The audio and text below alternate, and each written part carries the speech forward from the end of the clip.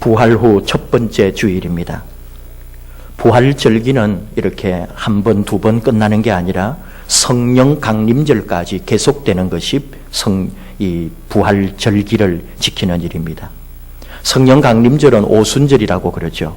그러니까 부활 후 50일 동안 부활절기를 지켜야 한다, 그런 말이 됩니다. 마땅히 그래야 되겠지요. 어쩌면은 부활절은 매일매일 우리 삶의 부활이어야 되고 매주가 부활주일이 되어야 하는 게 우리 믿음의 고백입니다. 근데 이렇게 부활을 말하고 부활을 노래하지만은 서구의 그리스도인들 60에서 70%가 부활을 믿지 않는다고 말합니다. 서구만 그럴까요? 우리 한국 교회, 우리 그리스도인들도 부활신앙으로 가득 차 있는가 싶지만 아마 또 따져 들어가 보면은 우리들 가운데도 많은 이들은 아직도 부활신앙이 희미할 뿐 아니라 부활을 믿지 않는 경우도 있을 것입니다. 입으로는 부활을 말하고 고백하는지는 모르지만 부활에 대하여 읽고 듣고 말하기는 쉬워도 내가 부활을 믿고 내가 부활신앙으로 살아간다는 것은 또 다른 이야기가 될 수 있다는 거죠. 예수님이 부활하셨다고 말합니다. 예수님 부활하셨다고 전파합니다.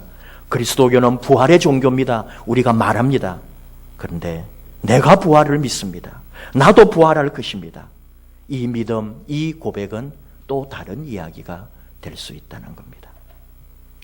한 주간 어떤 은혜와 위로 가운데 여러분 보내셨나요? 세월호 참사 이후에 사고를 당한 가족들뿐만 아니라 온 국민이 같은 마음으로 아파하고 위로하며 함께하고 있습니다. 많은 액수를 기부하는 사람들도 있고 직접 달려가서 봉사하는 사람들도 있습니다. 결국은 인재였음이 밝혀지면서 안타깝고 이해할 수 없는 많은 이야기들이 들려옵니다. 누구는 침묵하면서 기도하라 그러고요. 누구는 이번만큼은 절대로 그냥 있어서는 안 된다라고 말합니다. 대통령을 욕하기도 하고 대통령이 무슨 잘못이냐고 말하는 언론도 있습니다. 정작 사고당한 당사자들 또 그 가족들은 지치고 낙심해서 이제는 포기할 수도 없고 또 기다릴 수도 없고 고통 속에 신음하는데 밖에 있는 사람들이 이러쿵저러쿵 말이 많습니다. 분명한 것은 세월호의 침몰은 대한민국의 침몰입니다. 한국 교회의 침몰입니다. 오대양 사건이 다시 오르내리고 구원파가 어쩌고 이단이네 아니네 하고 있지만 어쨌든 우리 교회 쪽에서 떨어져 나간 분파입니다. 지금도 예수님의 이름으로 모이는 사람들입니다. 그러므로 이번 사고는 바로 우리 교회도 연결되어 있고 우리나라 우리 모두가 바다에 빠져 죽은 사건이다 하는 말입니다. 그러므로 지금이야말로 다시 한번 우리에게 부활이 필요합니다. 죽음의 바다에서 요나처럼 다시 살아나야 할 때입니다. 지금 우리 가운데 부활의 사건이 믿음 안에서 다시 고백되어지고 경험되어야 한다는 겁니다. 사도 바울을 통해 하나님 주신 말씀이 있습니다. 고린도후서 5장 17절 그러므로 누구든지 그리스도 안에 있으면 새로운 피조물이라 이전 것은 지나갔으니 보라 새 것이 되었도다. 예수님 안에서 새 것이 되어서 새로운 삶으로 부활의 신앙으로 다시 회복되고 나아가야 할 우리의 사명이 우리 앞에 있습니다. 신학교 시절에 학교 채플 예배 시간에 외부 강사로 서울의 흑석동에 있는 베델교회, 지금은 고인이 되신 하혜룡 목사님이 오셨습니다. 바로 요즘처럼 부활주의를 보내고 그 주간에 어느 날이었습니다. 저는 그분을 처음 보았고 그분의 설교도 처음 들었습니다. 그날 예배가 끝난 후에 저는 자리에서 일어날 수가 없었습니다. 하 목사님의 설교가 제 가슴에 들어왔습니다. 그분을 통해 주신 하나님의 말씀이 제 안에 꽂혔습니다. 그리고 부활신앙이 제 안에 자리 잡았습니다. 고 하래용 목사님은 부활에 관련된 설교를 하시면서 목사님 자신의 아들 이야기를 해주셨습니다. 아들이 대학 2학년을 마치고 군에 갔다가 제대를 했습니다. 복학하기 전에 교회에 이런저런 일을 도와주는 가운데 중고등부 수련회를 앞두고 수련회 장소 답사를 선생님들과 같이 갔습니다. 답사를 갔는데 아직 군에서 제대한 그 젊음, 그 패기가 있으니까 그 아들이 수영을 한다며 한탄강에 뛰어들었습니다. 바로 그 뛰어든 순간 심장마비로 그 자리에서 죽었습니다. 구급대가 왔지만 이미 숨을 거둔 상태였습니다. 신방을 하고 계시다가 목사님이 연락을 받고 서울에서 달려갔습니다. 보호자 확인을 기다리느라고 그대로 강변 자갈 위에 이 아들, 죽은 아들을 눕혀 놓았더랍니다. 25살. 군대까지 갔다 온 아들, 싸늘한 아들의 시신을 안고 이 아버지가 할 수 있는 일이 아무것도 없었습니다.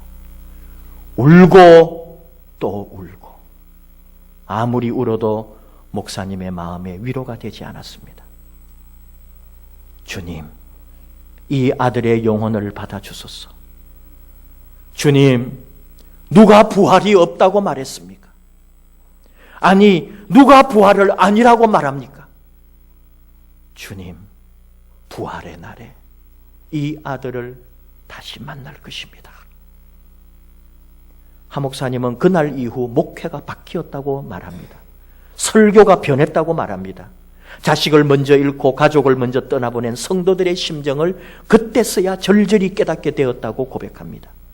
부활, 믿음, 영, 이런 개념들이 말로서가 아니라 내 삶에서 느껴지기 시작했다는 거죠. 목사였지만 부활절마다 부활을 설교했지만 한 번도 부활에 대하여 가슴에 그의 마음속에 느껴지지 않았는데 그날 부활이 믿어졌답니다. 죽은 이는 아무 말이 없습니다. 이번 세월호 참사에 자식을 먼저 떠나보낸 부모님 이제 어찌 산단 말입니까? 하나밖에 없었던 자식을 잃어버린 부모는 이제 더 이상 이 세상에 어떻게 살아 있어야 합니까? 따라 죽는다고 해결이 됩니까? 오직 부활의 소망만이 유일한 답입니다. 부활의 날에 내 자식을 다시 만날 것입니다. 예수님 말씀합니다. 요한복음 5장 25절 이하에 진실로 진실로 너희에게 이르노니 죽은 자들이 하나님의 아들의 음성을 들을 때가 오나니 곧 이때라. 듣는 자는 살아나리라. 아버지께서 자기 속에 생명이 있음 같이 아들에게도 생명을 주어 그 속에 있게 하셨고 또 인자됨으로 말미암아 심판하는 권한을 주셨느니라. 이를 놀랍게 여기지 말라. 무덤 속에 있는 자가 다 그의 음성을 들을 때가 오나니 선한 일을 행한 자는 생명의 부활로, 악한 일을 행한 자는 심판의 부활로 나오리라. 그날이 있습니다. 주님이 부르시는 그날 부활한 몸으로 우리는 다시 만날 것입니다. 수학여행을 떠나던 그날 아침처럼 그렇게 돌아오라고 단원고등학교 학생들을 향하여 부르는 외침이 있습니다.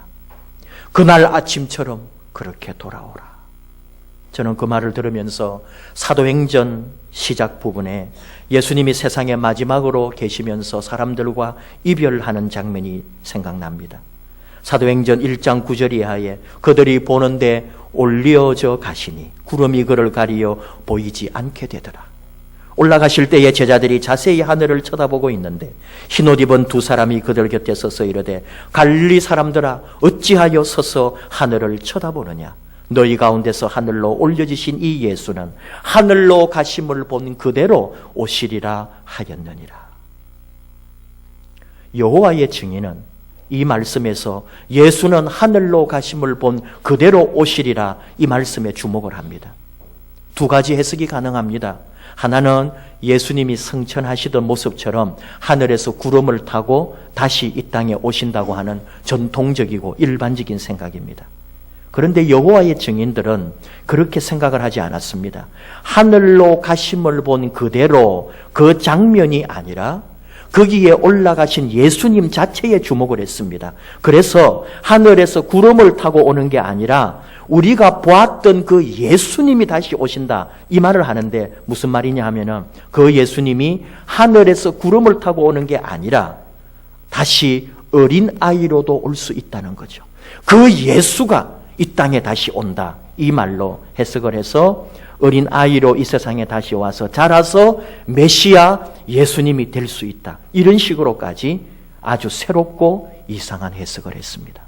근데 여호와의 증인들은 이것을 더 인정하고 믿습니다. 그러니까 이 지상 천국이 이 땅에서 다시 이루어질 텐데 지금 자기들 가운데 어쩌면 예수님이 자라나고 있는지도 모르는 거죠. 여러분 가운데도 혹 이 생각이 더 내 가슴에 감동을 주신다면은 여러분은 여호와의 증인입니다. 그곳에 가시면 아마 대대적 환영을 받으실 거예요. 근데 저는 다르게 말합니다. 예수님 성천하시는 이 모습에서 우리가 놓치는 게 있습니다. 우리는 언제나 예수님이 그러면 언제 다시 어디에 오실까? 여기에 우리는 주목을 하고 관심을 가지죠. 근데 이 말씀에서 중요한 것은 예수님이 언제 어디서 어떻게 오신다는 게 아닙니다. 정말로 이곳에서 예수님이 우리에게 주시고자 하는 말씀은 갈릴리 사람들아 어찌하여 서서 하늘을 쳐다보느냐. 이 말씀에 우리는 귀를 기울여야 합니다. 다시 말할까요? 갈릴리 사람들아 하늘을 쳐다보지 마라 이 말입니다. 하늘은 이제 그만 보아라. 예수님은 다시 오실 거다. 이제는 예수님 걱정하지 말고 너희들이나 걱정해라. 살아있는 동안 예수 똑바로 믿고 예수님 맡겨주신 그 사명을 찾아 예수님 오시는 그날까지 너희들의 삶을 제대로 살아라. 이 말씀입니다. 예수님이 십자가를 지고 골고다에 가실 때도 울고 있는 여인들을 향하여 하신 말씀이 있습니다. 누가복음 23장 26절 이하에 그들이 예수를 끌고 갈 때에 시몬이라는 구레네 사람이 시골에서 오는 것을 붙들어 그에게 십자가를 지워 예수를 따르게 하더라. 또 백성과 그를 위하여 가슴을 치며 슬피 우는 여자의 큰 무리가 따라오는지라. 예수께서 돌이켜 그들을 향하여 이르시되 예루살렘의 딸들아 나를 위하여 울지 말고 너희와 너희 자녀를 위하여 울라. 이렇게 말씀했어요. 나는 이 십자가의 길을 가야 한다. 내가 이 길을 가야만 이 세상의 사랑의 완성을 이루고 현재와 다시 올 미래의 모든 인류의 죄와 죽음의 문제를 해결한다. 내가 십자가에 달려 죽고 다시 살아나야 이 세상의 영원한 생명, 영원한 구원에 대하여 답을 줄 것이다. 내 가는 길은 걱정하지 마라. 이제 살아있는 너희는 바로 이 진리와 믿음 위에 서서 너희의 삶을 살아라. 너희의 길을 가라. 너희의 인생의 변화를 위하여, 너 자식의 앞날을 위하여, 너희들 미래를 위하여 기도하고 그곳에 너희의 삶을 던져라. 무슨 얘기일까요? 중요한 것은 부활절 이후의 삶입니다. 예수님 부활했습니다. 우리 고난주간 열심히 십자가 생각하고 고난 묵상했습니다. 그래서 주님이 부활했습니다. 그래서 그 다음이 뭐죠? 이제 성령 강림절이 50일 후에 옵니다. 그리고는 또 그 이후에는 추수감사절이 올 겁니다. 또 그 다음에는 성탄절이 옵니다. 그런 식의 기다림입니까? 그런 식의 신앙입니까? 그리고는 하늘만 쳐다보고 살아갈까요? 죽은 자식 기다린다면서 바다만 바라보고 있어야 합니까? 부활하면 답니까? 부활하면 이제 우리의 신앙이 결론 난 겁니까? 아니라는 거예요.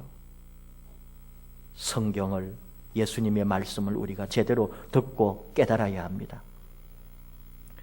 만약에 부활 그 자체가 중요하고 부활한 몸이 중요하다면 예수님 그대로 이 땅에 머물러 주면 얼마나 좋을까요? 이제 부활한 몸은 죽지도 않을 텐데 영원히 수천 년 동안 지구상의 인류와 함께 그대로 지금도 계시다면 여러분, 이 세상에 예수 믿지 않는 사람이 어디 있겠습니까? 이 세상에 종교 분쟁이 왜 일어나겠습니까? 부활한 예수가 수천 년, 수만 년 계속 인류와 역사와 함께 한다면. 근데 예수님도 그렇게 하지 않았습니다. 떠나셨습니다. 예수님 당시에 부활한 사람들도 있어요. 나사로가 부활했습니다. 나사로 살아있습니까? 그 당시에 죽었습니다. 나인성 호르몬이 아들도 죽었다가 살아났습니다. 살아난 것만 끝이 아닙니다. 다시 죽었고 이 세상에 이제 없습니다. 단지 죽었다가 살아난 것만이 부활이라면 그것이 부활이 아니라는 거예요. 그 다음의 삶이 이어져야 합니다. 부활 이후가 중요합니다. 우리에게 사도 바울의 부활신앙이 귀한 것은 예수님을 직접 만나거나 예수님의 제자가 아님에도 불구하고 그의 삶에서 예수님을 영적으로 체험하고 바로 그 부활한 주님을 위하여 자기 삶을 다 드린 그 인생이기 때문입니다. 다시 말하면 우리의 경험과 비슷합니다. 우리도 예수님을 직접 만나지 않았고 우리도 예수님을 대면한 적이 없습니다. 사도 바울 같은 경우는 그렇게 우리처럼 영적으로 예수님을 만났어요. 초대교회 공동체 안에서 예수님을 만납니다. 물론 바울은 그 예수님 만나는 당시에 아직 교회 공동체에 들어오진 않았습니다. 그러나 그때는 이미 예수님이 이 땅에 계시지 않고 교회의 시대, 초대교회 공동체의 시대에 바울은 그와 가운데 주님을 만났다는 거죠. 우리와 똑같이 우리도 교회 시간에 있고 교회 안에 머물고 있고 이 교회 역사 가운데서 주님을 묵상하고 주님을 경험하고 주님을 만나기 때문에 바울과 맥을 같이 한다고 볼 수 있습니다.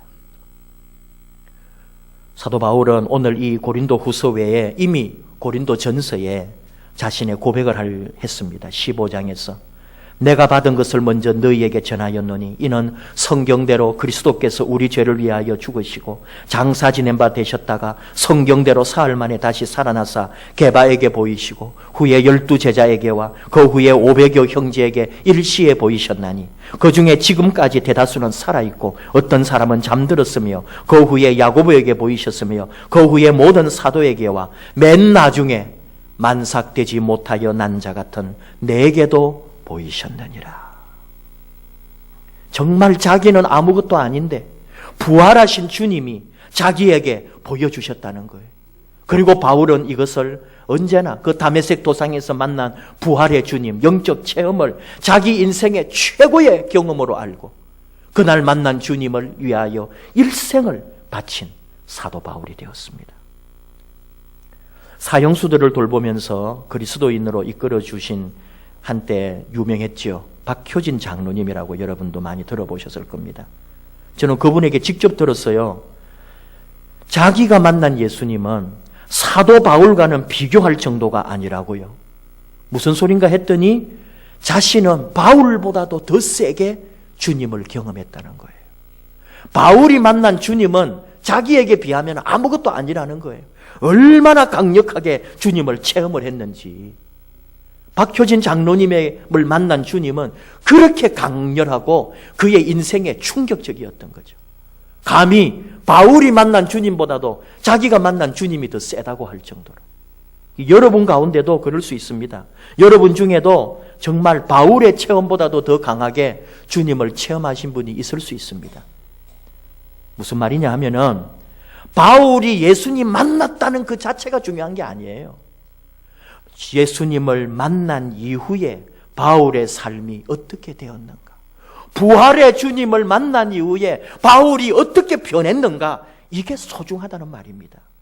다시 말하면 우리 자신도 마찬가지죠. 우리가 부활의 주님을 만난 후에 내 과거와 죄가 죽고 예수님을 통해 내가 다시 태어난 인생이 되고 내 삶이 어떻게 변하고 내가 어떤 인생을 살아가는가? 이게 중요하다 이거죠. 사도 바울은 그 만난 주님으로 말미암아 자신의 모든 것을 버렸습니다. 자기 직업도 버렸습니다. 가족도 버렸습니다. 자신의 생명까지도 예수님을 위해 바쳤습니다. 그리고 오늘 주신 이 말씀, 고린도후서 5장에 나오는 말씀으로 자기의 그 부활에 대한 믿음을 다시 한번 고린도 교회 성도들에게, 우리에게 나누어 주고 있는 거죠. 바울이나 또는 우리 경건한 믿음의 사람들의 마음속에 있는 게 하나 있어요. 뭐냐 하면은 죽지 않고 예수님을 만나는 것. 여러분도 혹 그런 꿈을 꾸어보셨나요? 제가 아는 선교사님 중에 한 분은 그냥 매일매일 기도가 주님, 제가 죽기 전에 주님 오시옵소서. 저는 그분 믿음이 너무 좋아서 그분 곁에 가지 않으려고 그럽니다. 저는 주님, 살 만큼 살고 이 세상에 좀 더 많이 누리고 주님 오셨으면 좋겠는데요. 그러는데 이 친구 선교사님은 주님, 내가 살아있을 때 주님 오시옵소서. 늘 기도가 그거예요. 막 살아서 주님 경험하고 싶고 자기가 죽음을 맛보지 않고 주님을 만나고 영원한 생명을 누리고 싶대요. 참 귀한 믿음이에요. 사도 바울도 여러분 그런 마음이 있었어요. 또 초대교회는 더 그렇지 않겠어요? 주님이 곧 오실 줄 믿었기 때문에. 부활의 주님, 승천하신 주님이 다시 우리 가운데 재림할 줄 그대로 믿고 기다렸던 때이기 때문에 죽지 않고 주님을 만났으면 좋겠는데, 지금 이 오늘 나온 말씀은 이제 바울도 나이가 들기도 하고 인생의 여러 가지 고난 가운데 죽음을 생각하는 거예요. 그래서 한편으로 정말 이 세상, 이 땅에 있는 내 육신의 장막이 무너지면, 이것은 내가 죽으면 그런 말이죠. 내가 죽으면 이제 하늘에 영원한 내 집이 있다. 영원히 거하는 내 영혼, 그 나라에 내가 갔으면 좋겠고, 그리고 이 땅에서 이 죽음 가운데 굴복하지 않고 생명이 나를 덧입어가지고, 생명이 나를 덮어가지고 아예 나를 영원한 생명으로 이끌어가고 주님을 만났으면 좋겠다. 그런 부활의 소망을 가지고 지금 말하고 있는 거예요. 그리고 또 하는 말이 9절 말씀입니다. 우리는 몸으로 있든지 떠나든지, 다시 말하면은 이 땅에 내 육신을 가지고 있든지 또는 죽었든지 주를 기쁘시게 하는 자가 되기를 힘쓰노라. 그 말을 하는 거예요.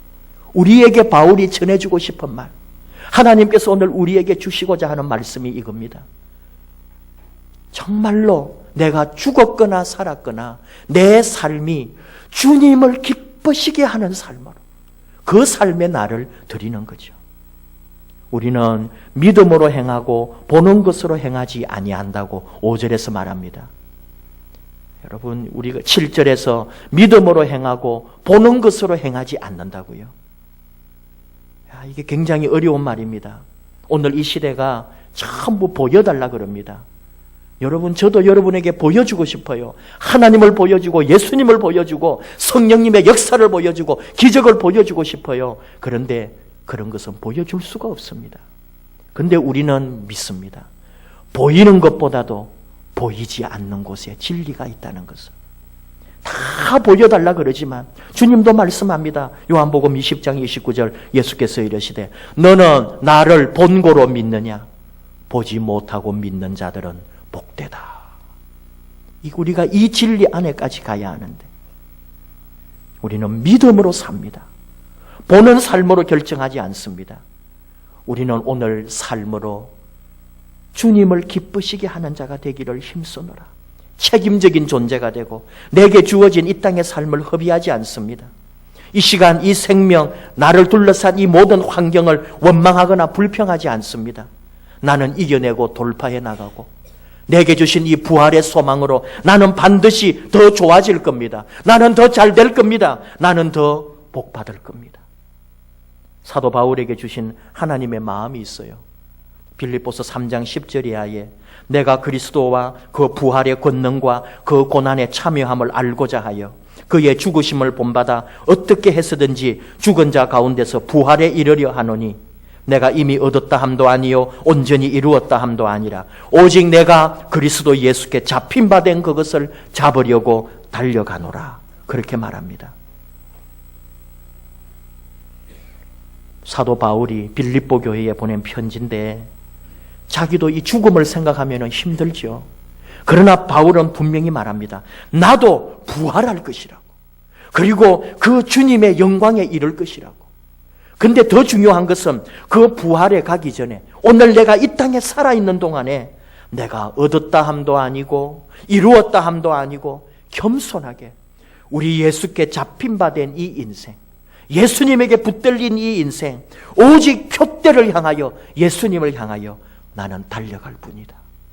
오늘 주신 고린도후서와 연결해 보면은 몸으로 있든지 떠나든지 주를 기쁘시게 하는 삶으로 내 인생을 다 드리리라. 이게 사도 바울의 고백입니다. 오늘 우리가 생각하는 게 그거예요. 이 나라가 얼마나 힘들고 지금 어렵고 혹시 유명인들이 조금만 실수해도 온 사람들이 돌을 던지고 지금 숨통이 막히는 시간들입니다. 실제로 또 고난 중에 있는 그 가족들 우리와는 비교할 수가 없습니다.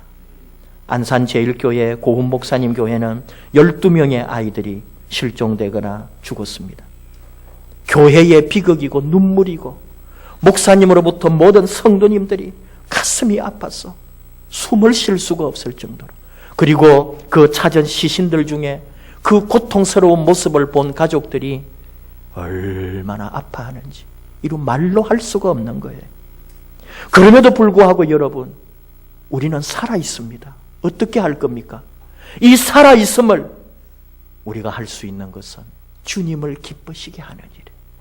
주님을 향하여 그분에게 붙잡혀서 내 살아있는 이 삶에 최선을 다하고 충성을 다하고 하나님 향하여 달려가는 그 길밖에 우리에게 할 일이 더 없습니다. 부활의 날에 만날 것을 소망하면서 오늘 주신 말씀 그대로 몸으로 있든지 떠나든지 주를 기쁘시게 하는 자가 되기를 힘쓰노라. 이 말씀 붙들고 우리 삶에서 언제나 무슨 일을 만나도 주를 기쁘시게 하는 사람으로 저와 여러분 묵묵히 이 믿음의 길을 부활신앙으로 함께 걸어가는 복받은 저와 여러분 되기를 축복합니다. 기도하십시다. 하나님 아버지, 언제나 우리 하나님 앞에 감사드릴 뿐입니다. 한없이 부족하고 한없이 연약하고 한없이 실수하고 살아있지만 죽은 자처럼 사는 저희들, 생명보다는 죽음을 향하여 치닫는 저희들 불쌍히 여겨주시고 예수님으로 말미암아 부활의 은혜를 입기 원합니다. 내 삶에 새로운 생명이, 내 삶에 죽음을 넘어 부활의 능력이 있기를 원합니다. 주님을 기쁘시게 하는 삶으로 이 땅에 있는 동안, 이 땅에 주신 그 생명의 기간 동안 우리 하나님 앞에서 주님을 기쁘시게 하는 삶으로 우리를 드리게 하여 주시옵소서. 오직 예수님에게 잡힌 인생 되기 원합니다. 예수님에게 잡힌 그대로 예수님이 향하여 달려가는, 묵묵히 이 믿음의 길을 걸어가는 하나님의 자녀들, 이 땅에 주신 일들, 이 땅에 준 사명, 이 땅에 살아가야 할 시간 최선을 다하고 충성을 다하고 하나님에게 영광되는 그런 삶을 살아가게 하여 주시옵소서. 하나님, 이 나라에 임한 모든 고통과 눈물과 슬픔 가운데 우리 하나님 함께 하시고 오직 부활의 신앙으로, 부활의 믿음으로 다시 일어나는 이 나라, 이 민족 되게 하여 주시옵소서. 예수님 이름으로 기도하옵나이다. 아멘.